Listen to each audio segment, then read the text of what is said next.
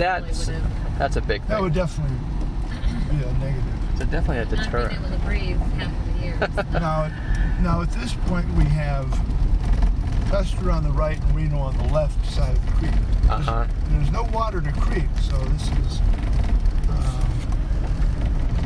But the banks are still pretty cut up, though, right? Yeah, but I mean they're up on the shoulders enough to make it pretty easy going.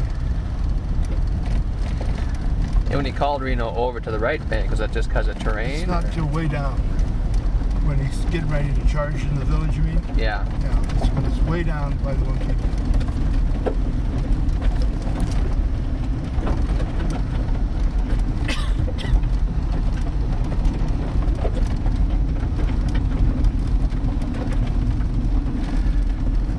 And doesn't the guy who writes that 60 years or whatever in Custer Shadow, doesn't he kind of say that Custer didn't go down to the Medicine Tail?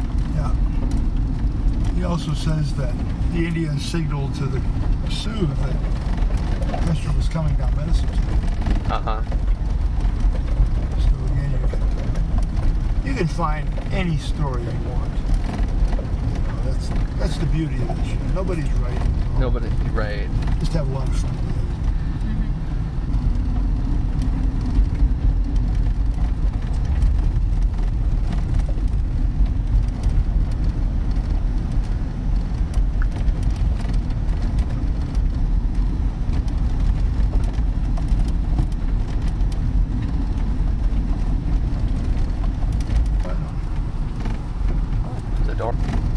Didn't see it lit up. Anyway, so we're still zipping along here on the Custer Trail. Pretty easy going, really, right now. Yeah, very smooth. Poor Reno. Was Reno still to the left at this point? Still over the other side. He had a little tougher trail.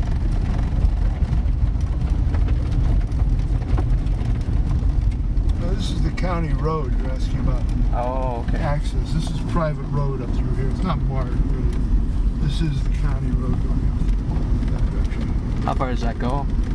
Dead ends in a farmer's field. Okay. It's probably the old stagecoach road.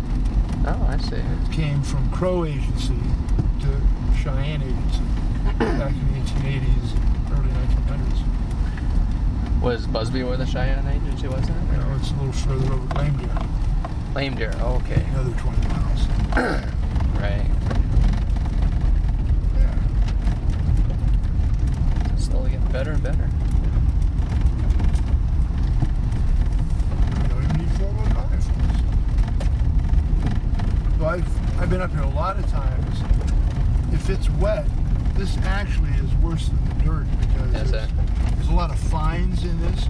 And it is really, really slick. If it's wet, I don't know. You have to cancel very often with the tour? Or? Oh, I never cancel. We can do other things.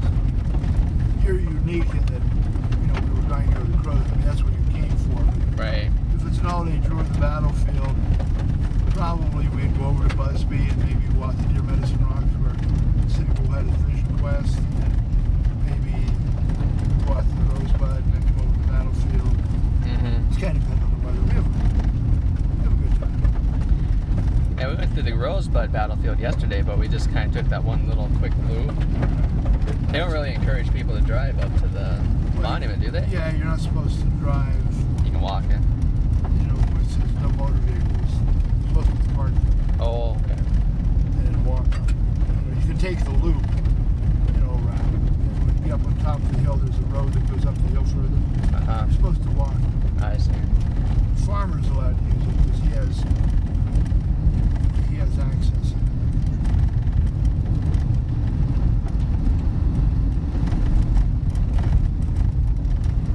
So we have now come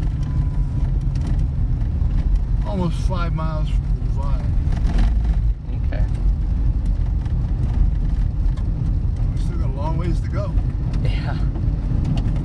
How long is Reno Creek from the divide? It's 18 miles from the divide to Last Stand Hill. Okay. It's another 6 miles or so. We're going to come 5. Well, to the freeway? To the end of the freeway, yeah, about that 6 or 7. Never really paid much attention to it. Looked at it.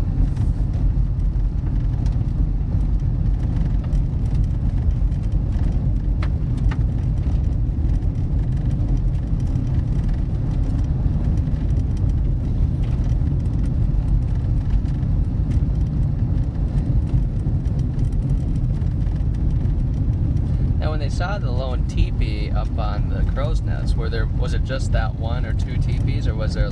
Some say there's a village there that we're actually tearing down. I don't think there was more than one or two that they could see from there. Was the lone teepee a decoy or something, or just somebody? No, there were apparently when they came down here, some of them camped along the creek. I don't think any great numbers. There's not a lot of water. Yeah. It wouldn't make any sense to camp 2 miles from the river. I mean, you're gonna get out where the water is. Yeah. But you know, it's just like anything. You know, you have family reunion. You always got everybody staying at the Holiday Inn, and your brother wants to stay at the Super 8. You know, because I don't want to be with you guys. It's the same way with Indians. So, But it too, wasn't there like some dead, like from the Rosebud battlefield? Maybe. there was an Indian, a dead Indian, and it apparently died from the wounds. And that's why the teepee was still standing. If the Indian not died inside the teepee, they would have taken the teepee down. So maybe it was just his family that stayed behind when he was dying, and the other ones moved on or something.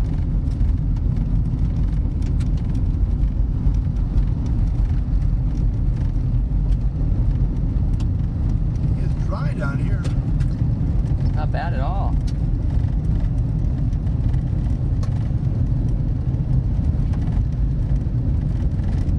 Kind of amazed how deep some of these little ravines are here. Must have raised havoc with the pack train getting that through.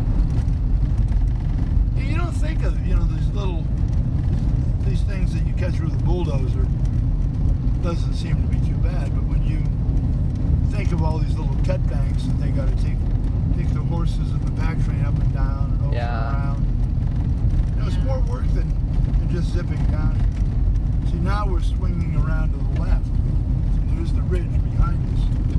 So we're swinging around to the left. Well, that's like when I was driving, you know, you hear about like a really tough day terrain-wise, like around Baker, you know. And yet when you're driving, it's like, oh, it's not so bad, you know, the road's pretty smooth. But then you get a wagon out there and try to go through this. And even coming across North Dakota, I mean, it looks smooth. Yeah. But you know, how many of these little gullies do you have to go across? I mean, they're not much, but they did have an engineering crew that went ahead of them and would knock down the banks. Yeah. And they carried planks to put planks down in places where it was muddy and such.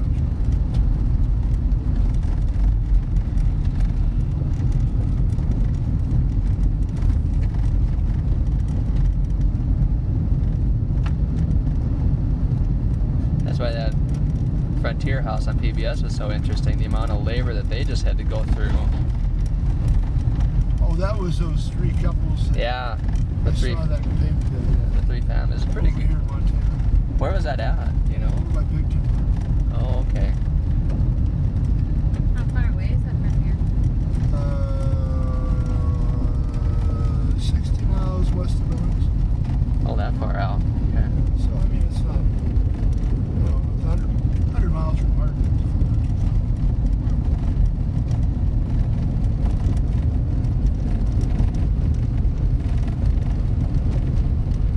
Okay, we'll get out here for a second. Okay, you know, I was telling you about the diamond formation here. Uh-huh. This is the common point.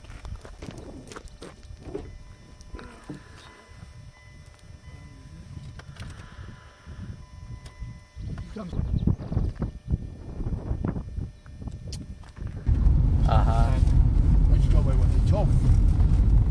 Why did the Park Service pick this other one? It's wet, It's wet. Okay. but it wasn't always wet. Yeah.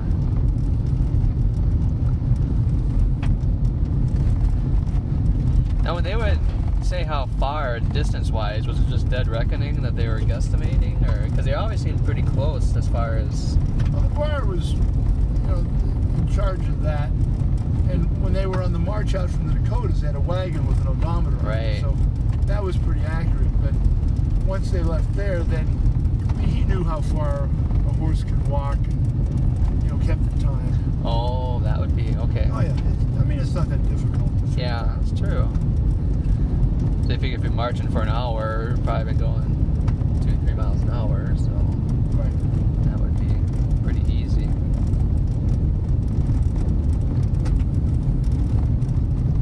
Now, the Lone Teepee is, by some accounts, opposite the mouth of the South Fork, which puts it somewhere up on the slope up in here, or within the next 2 miles. I put it further down, but it doesn't matter. We'll talk about it. We'll stop down there because where I think it is. Okay. Go from there.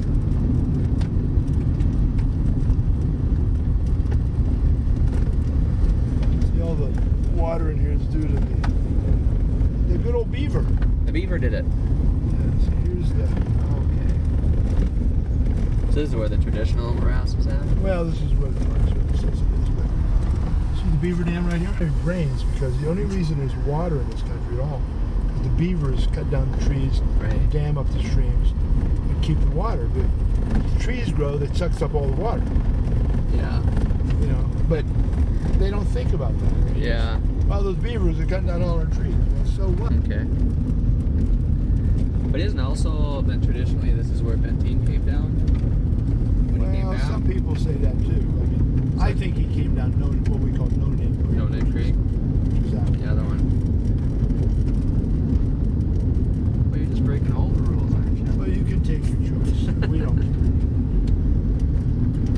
Just give me your money and your wife. No, I mean, Firstborn. firstborn. We want all these things. Paid for, of course. With a big endowment. There you go. So here we go. We're clicking along on Reno's side. We're going to stop at the top of the hill down there. Now, a lot of people say that the scouts went to the top of the Chalk Bluffs Right. and saw the village. Yeah. Well, you see that ridge down there? Yeah. And you can't see through the ridge. Okay. And the village is on the other side of that ridge. And so when we're down at the village, we're going to look back. And you tell me what you can see when we get out of the village. And you're not going to see anything but that ridge down here. Okay. You cannot see down into the village from there.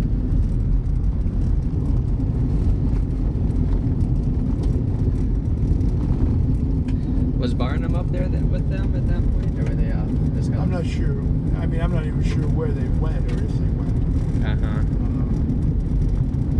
One of the other aspects that is not talked about too much is the fact that Custer's moving an average 6 miles an hour down there. That's pretty good time on a horse. I don't know if you ride a horse much. Not often. But, a walk is 4 miles an hour. So, I mean, they're not walking. They're moving along pretty Good briskly. try. Canter. So the scouts are moving faster, but even assuming that they're moving 10 miles an hour, and they go down here 10 miles an hour, and Custer's coming at 6 miles an hour. By the time the scouts turn around and come back to where Custer was when they left him, they're toward that direction, he's already caught up to him almost.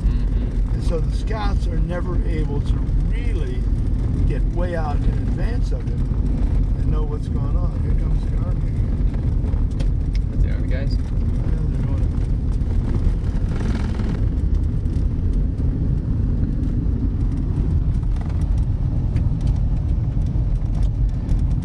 Was that the Lone Teepee where he gave the pep talk to like Bloody Knife and those guys, or? Well, it's where he tells Reno to go get him. Okay. So you're saying that Reno was kind of on the left side of the creek the whole time here now? Right. Okay. So we'll stop down here at the top of the hill and talk about Reno and all this. There's a lot of people. Okay.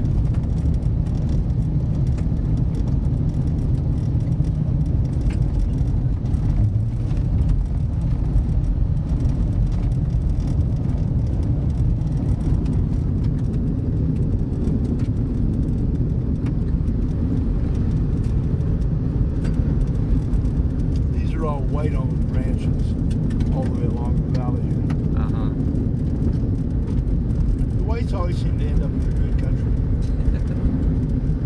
Is that coincidence? Is there tension between the whites and the Indians? Oh, not real bad. There's some.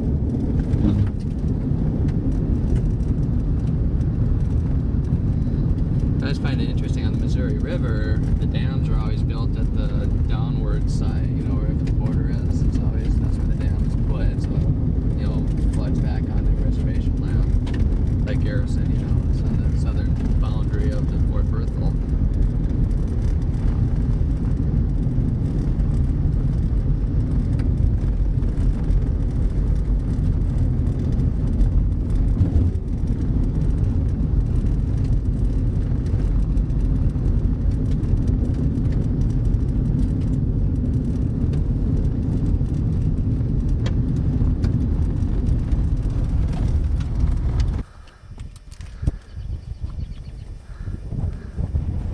Okay, so we've come 11 miles from the divide.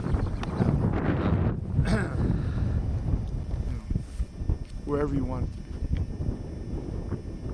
But the significance of the lone teepee, besides there being a dead Indian in there that is being scalped and mutilated by those scouts, it's where Custer is when Gerard comes back and says, I've seen the village, it's breaking up. If you want to catch those Indian devils, you've got to get moving. And so, based on that information, which is what Custer expected to hear, because he knew the village was breaking up, he calls Reno over and says, Reno, take your saddle up there. And you see that high saddle off to the right of you, a little bit higher, to the right. Yep. You see something sticking up in the center of it? That's the Reno Benteen defense site. Oh, okay. So, from that, anywhere from there to the left, you could see maybe 20% of the village. Okay. Never more than 20%. And until you get to Weir Point, which you can't see from here, Right. you cannot see the whole village. So it wasn't until they get to Weir Point that finally someone looks down and says, golly. In which time, that's when Martini comes back. But he sends Reno to attack the nearest end of the village. Yeah. And hasn't given himself time to go around to the far end of the village. Right. And so to me, that is a very, very critical mistake. Yeah, he doesn't know if they are all together. Maybe they're little bands. Right. Like And he doesn't know how many there are. You know, he's still going on the assumption there's a village of 1,000 or so people, but you know, we think that we're looking at 5, maybe 10,000. Some numbers even go to 15.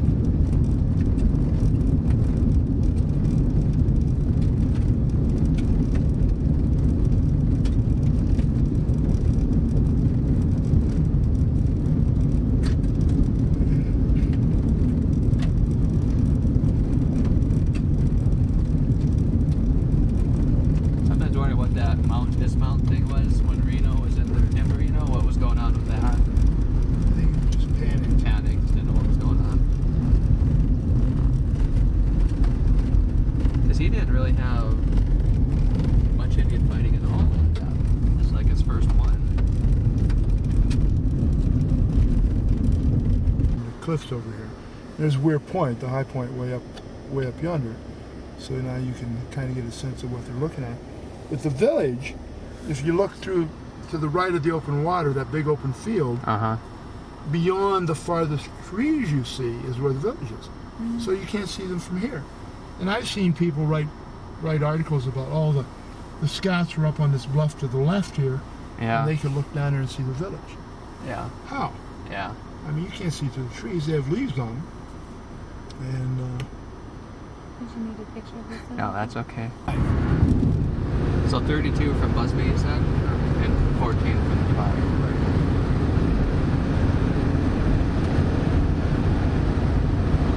Well, on top of... So, Reno Cross is over here to the right somewhere. And he's just simply hurrying up the valley here, expecting that he needs to be running away, because that's the last message. And when he gets up here, he finds out the Indians are coming back toward him. Yeah. All the way along here, they're starting to make a little appearance and say, hey, what's going on out there. Stops. I suppose too they're coming in from his flank too. Right. Yeah, we found evidence of Indians having been up on these hills over here. There's a little creek behind the ridge here. Apparently there was a little campsite back there. Oh really? Okay. We're gonna go up the top of the hill. Okay.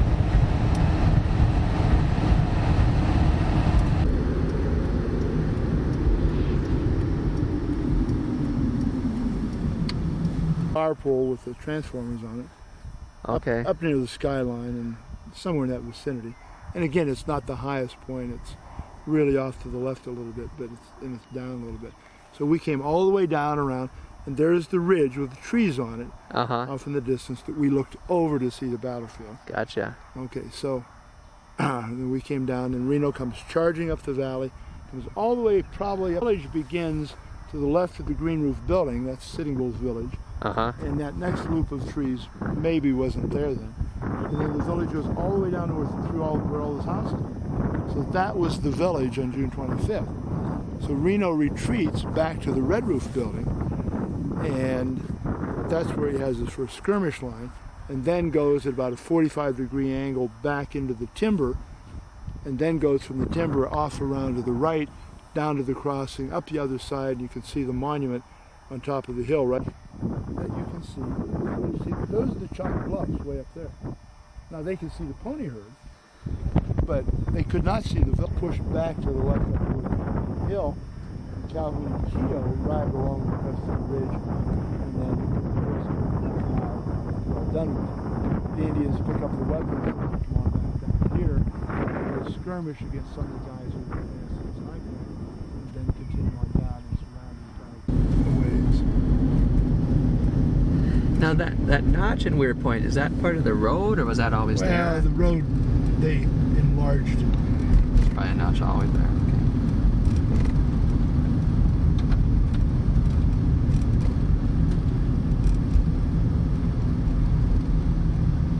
This is where I ended my horseback ride. If you ever want to go horseback riding, cousins. So he sold it to us, and these guys, they disowned the cousin. They wouldn't talk to me. They were really mad about everything. Well, then when we got this Indian superintendent here at the battlefield, they couldn't stand be friends. Oh. Now they've been buying airplane tickets from us. And Oh, great. I go horseback riding. Well, then, just like you, people come by and they want to ride horses. I say, go see real birds. Sure. And so one time I saw Kennard, who's the second youngest, and Kennard says, "What are you?" So, see, I'm trying to. There's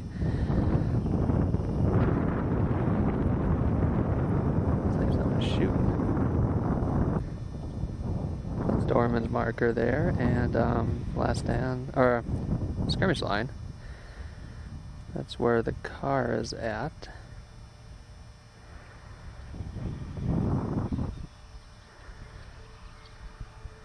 That's another marker over there. The ravine, Kuman's ravine, is down there. Might walk over there in a bit. This is the timber fight area just right over there. And then from this one, the other one is right over there.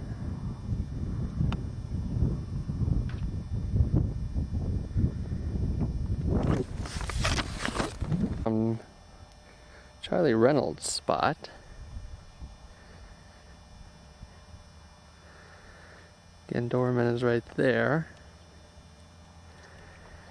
Just overlooking the little ravine area here. Not much of one though. Fence line is where it all ends as far as where I can walk.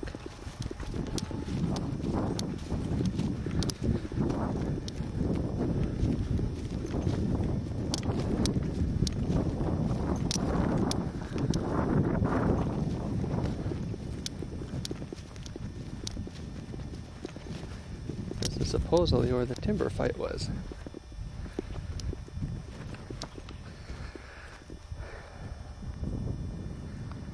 So they would have been over there near the road, and they worked their way over here. You're gonna kick me off.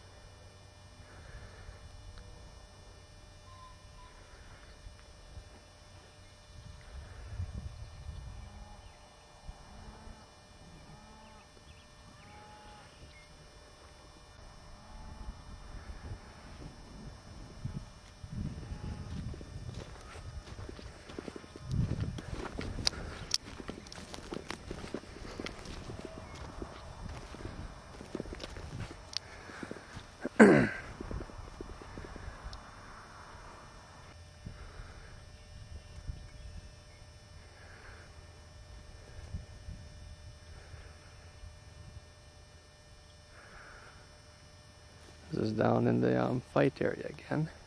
Timber part. Quite a bit of stuff was found as far as like shells, and I guess found in this general area.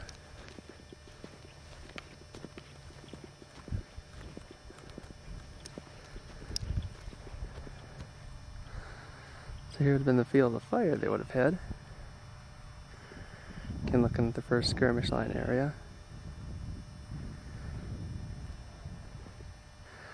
That's going to be McIntosh's grave. Kind of interesting that Dorman is way out there,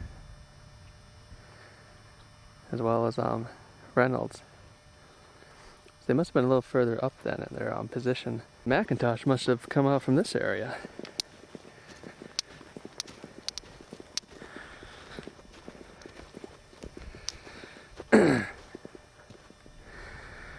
Go slow here. So again, they must have kind of been clustered down there where I was at before. The retreat must have come out this way, kinda. Out in front. So Dorman gets hit.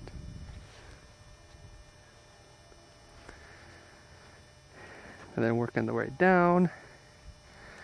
But then getting pushed off to the left.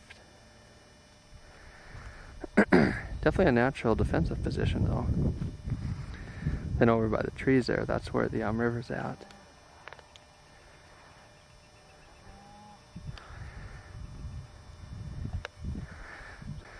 So Company G would have probably been back in that area,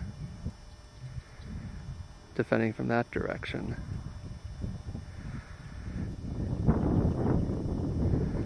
While the rest of them would have been over here maybe.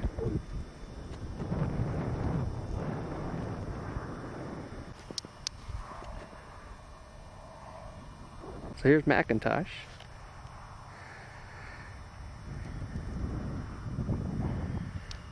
Here's the car. Skirmish line. Angling over to the timber. Let me see, that's Reynolds. There's the tree we were just at. Let's do a 360 turn. There's Isaiah again. So actually the skirmish line was right in front of the building there. So they'd have withdrawn from left to right into the timber area where the tree is at. The tree is kind of the left flank of the timber area, it appears like. So the main area would have been to the left of the tree, or to the right of the tree and to the left of us, going in that direction. The question is, where would the horses have been? They've just been in this little area here during the skirmish line and then moved into the timber along with the men, or what? Not too far from Retreat Ford at this point, but my interest lies in the fact that this is kind of an oxbow cutout of the river, much like where Reno's defensive position would have been in the timber. So the question is, what would it look like? So if it's a river bottom, you know, this one looks like this. Cut down, you know, if it weren't cut down, there'd be just like shrubbery down there. Of course, it's in the fall, spring too. The other thing that's kind of intriguing is that, of course, the timber isn't necessarily going to be right on the edge of the riverbank. It might be a little bit away from it, as we can see here. Because I'm shining right on the bank right here as I'm panning around. So the question is, where was their defensive line? How thick was the timber? If the timber wasn't very thick, they could have easily been on the bank, which, judging by the number of shells found, could be the possibility. Or, you know, if some of the timber was out farther from the bank, they may have had to crawl out like that. So, hard to say. Well, this might give us an idea of what a river defensive area might have looked like with timber, because the other place obviously did not have timber. We are at a trooper's grave site just shy of the ford area, kind of between us and the tree. Hodgson's grave is just beyond, so it's kind of in line with the retreat. What's interesting is it's right next to this embankment here, kind of a low river area. You can kind of see how it kind of loops it around. Whether that was the where the river was back in '76 or not, I don't know. But this soldier had his demise right here. So let's keep it running as we walk up to, so as you could say, we're going to follow the retreat line.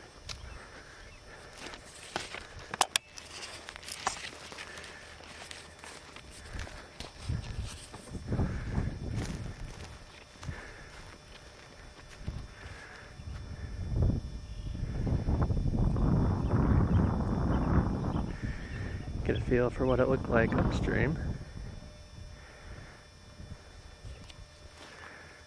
as well as downstream, so the Indians would have been pushing them from this direction here. So they would have come from the houses over there, kind of veering just to the foreground of the camera here, heading towards the ford.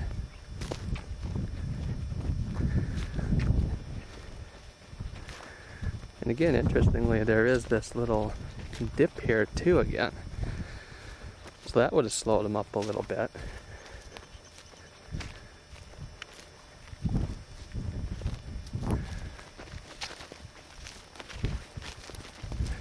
Looks like it shallows out at the top there. It doesn't seem like it's man-made or recent, so then again, it's hard to say if this was here back then. It's quite possible that it was just came since then.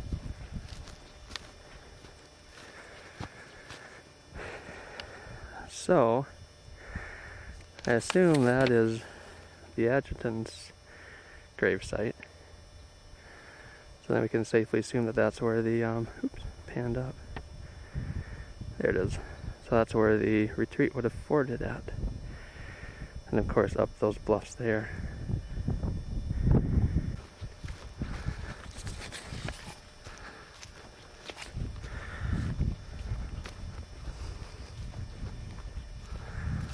Very steep there. Right in front of the ford area, this is where they would have probably bunched up at. As they come up to the crossing, again, Hodgson, whatever you pronounce the name, is over there. Then when they get across, they'd have to pick the route to go. That route obviously is inaccessible due to the outcroppings. Get a good shot of those. So it really left going up that direction. Of course, most veered up to the right. A couple unlucky ones veered to the left. Looking back where it came from, or where the retreat would have come from. Coming pretty much right towards us. Then down into the river. Interesting that there's some decent sandbars there, almost like it would be a good place to ford.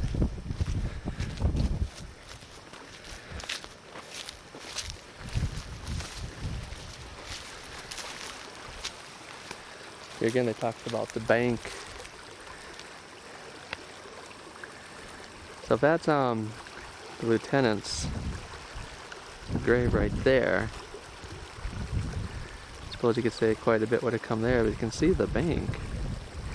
One thing that's interesting too is that bank, even though it's probably near close to where he's at, would have been the original bank.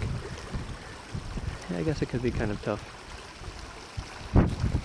One thing too, as far as Indians coming from upstream, they're not going to be coming for very long unless they can skirt along the edge of the river, because it's definitely goes down like that. And brush, whatever the brush look like. And here again, coming from that direction would have been pretty precarious too, just for that reason. So this is the retreat fort area. Tomorrow we'll take a look at the other side, hopefully.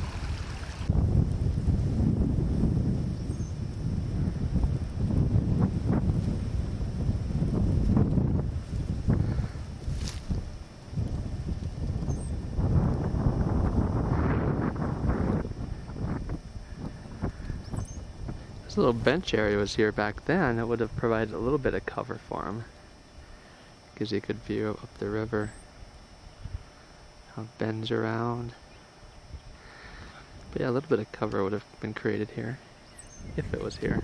Water Carrier Ravine. It's cut away quite a bit. I would doubt very much. I mean, it's so exposed. So the Indians would have been firing on him from behind me here, maybe over in those brush just to the left there that I panned. Hard to say, but what's intriguing, like I say, is that the embankment is cut back so far.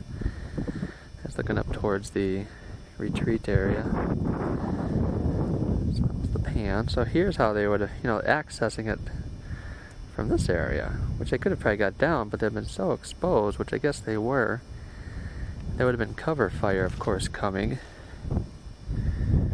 Which, according to this, there was fire from up there. According to the map here, there's a couple blue spotches I could see, just taking up a position up there quite easily. And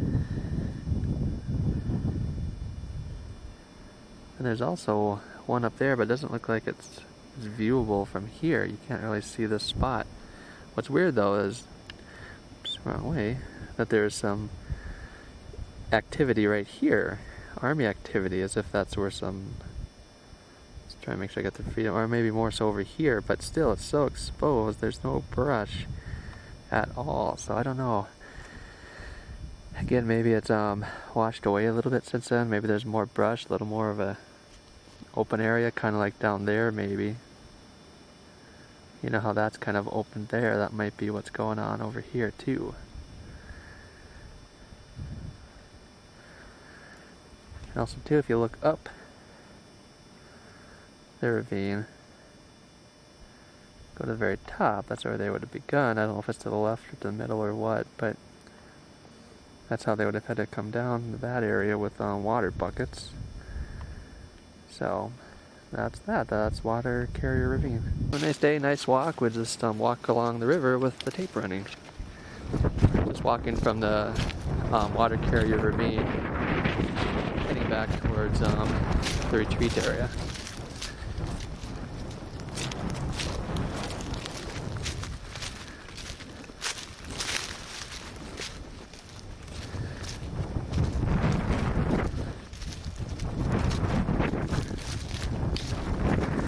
So I'm wondering if the retreat area, Water Carrier Ravine might have had a little bench like this sticking out with had more shrub on it. That just happened to get washed away in a later flood. Because that would definitely give them more room to work than that little spot.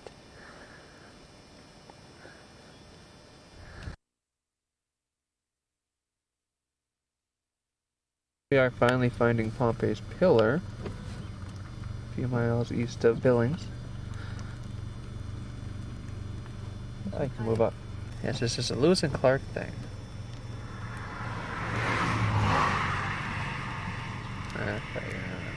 This is also where in '73 they camped on the Northern Pacific Surveying Party. It was like August 11th is when this happened. There's a little skirmish in this general area. Going to the other side.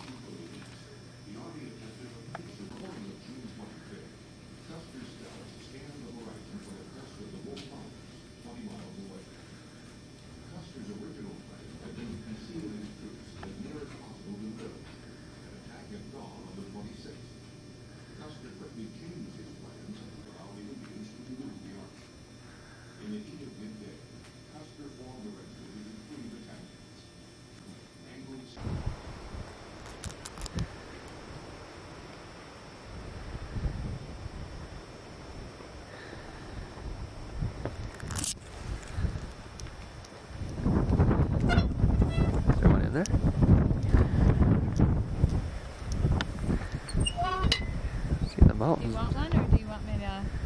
You can take it. There's like stops here. You can read. Do you want it like to take, or do you want it just to borrow? So here we are at the top of the trail, getting our thing on a very windy, cold day of May.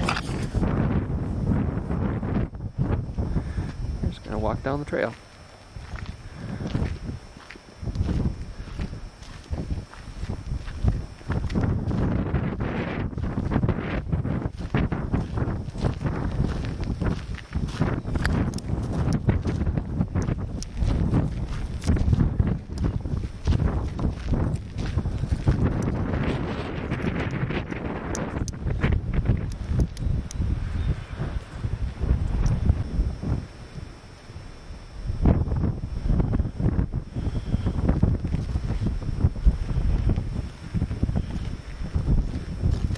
Oh! Hold on to you. Just fell off the trail, so if that bump you saw.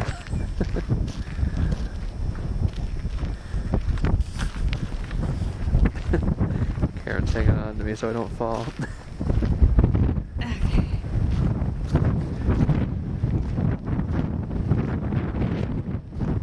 Here's number 1. Uno.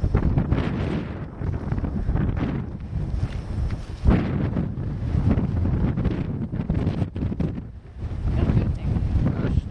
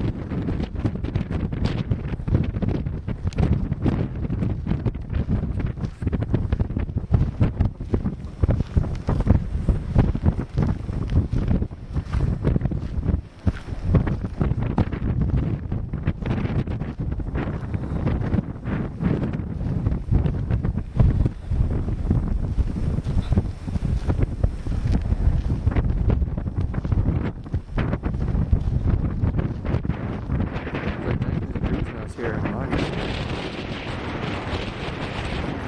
It's probably about 0 wind chill right now. I would imagine.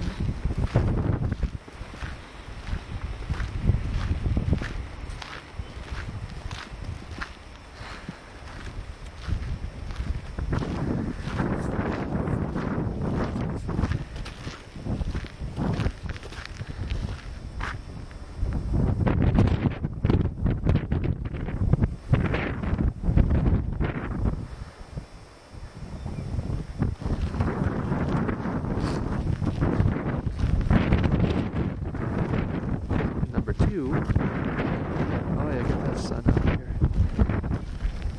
Okay, this is the commanding officer of the 7th Cavalry. Young lieutenant's remains. Bloodstained clothing was discovered.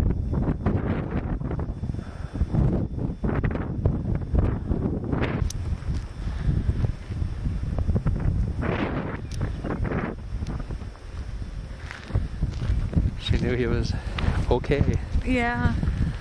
Well, and then they dismantled it as soon as she left. Right.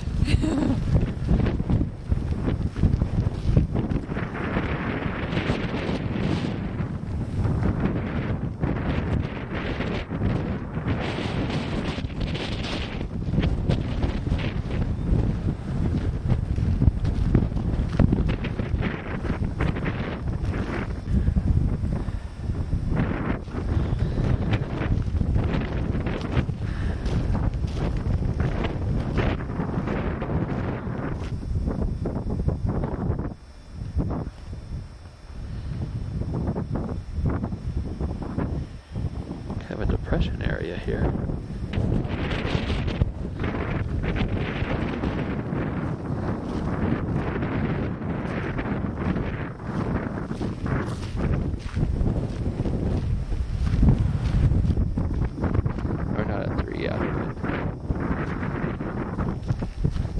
3's coming up here.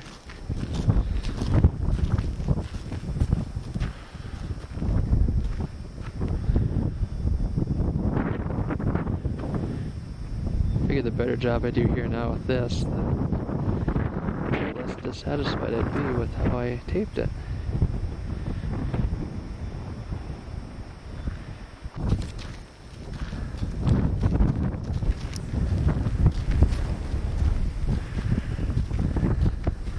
So what's number 3? Since were your accounts described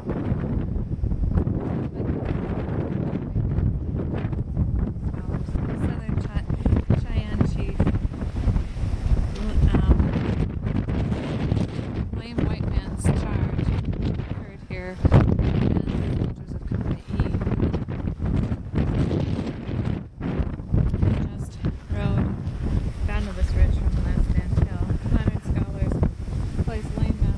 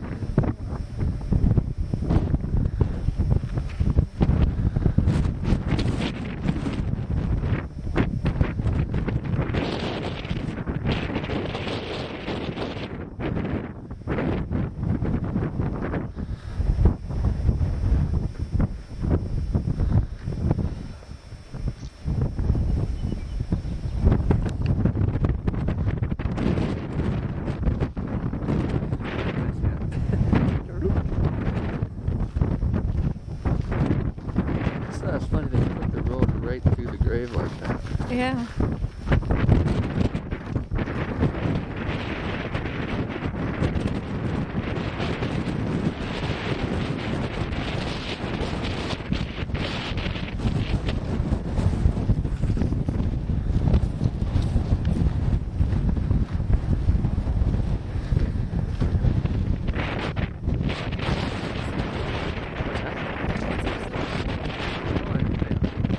You want my gloves?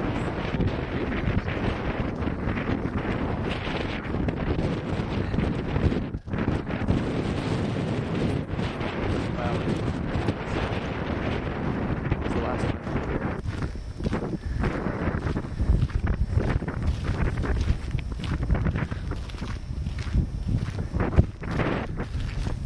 Okay, deep ravine, crazy cross-section.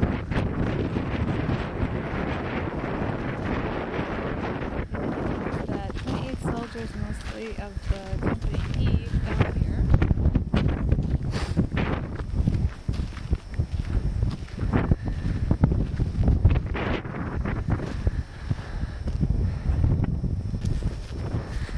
On the bottom of the ravine, doing something very illegal.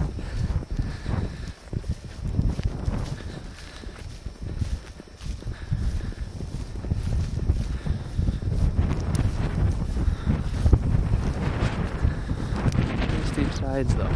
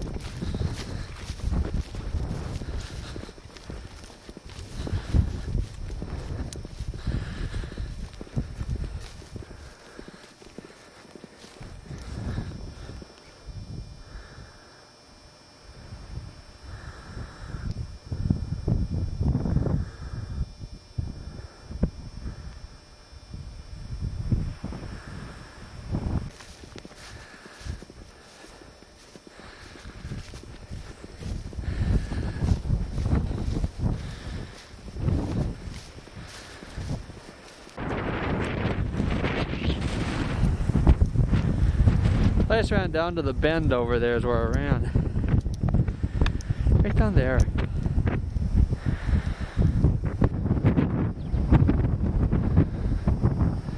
Good idea of the people standing. Oh, they're gone. Shoot.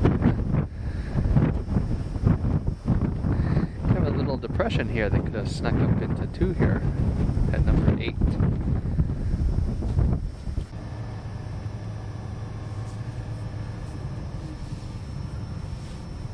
It's snowing. I know. We're going up this way, you said? Yeah.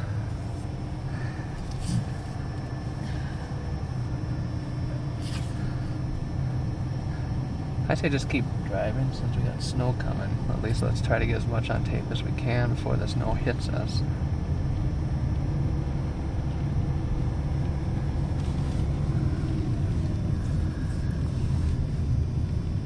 So just loop it around.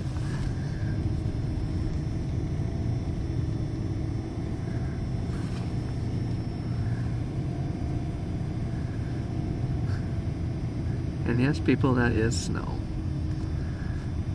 Did you want to stop here now? I say let's keep going, because I'd like to say to get this on tape before the snow comes. Okay.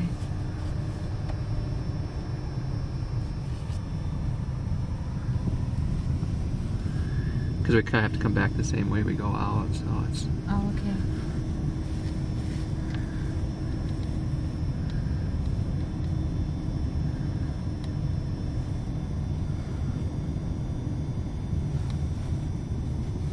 I'm gonna let these people go around me. Okay. That's fine.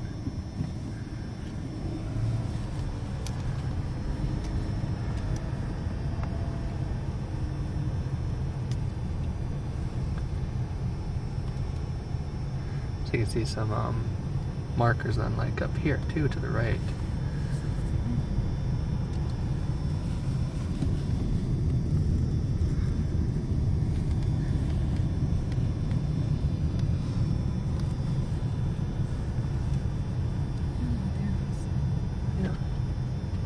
I thought these plants here, prickly plants, are kind of interesting. Yeah, they sure are. They almost look like milkweed. Yeah. So there's Keogh sector down there. Let's stop for a second, maybe. I can move up a little bit. Mirrors in the way.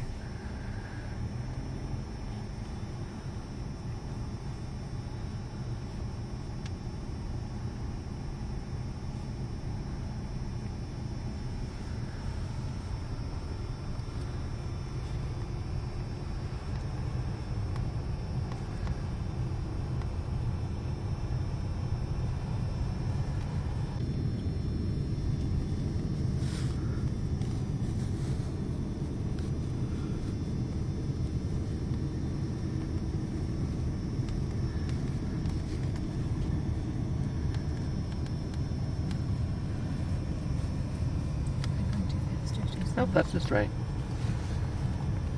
Yeah, if you, I guess you see a car behind you, just let them go by.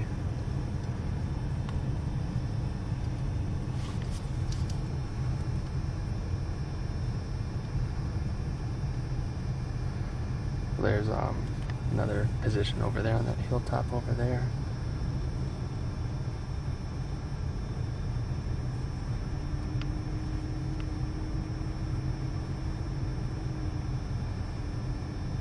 Oops.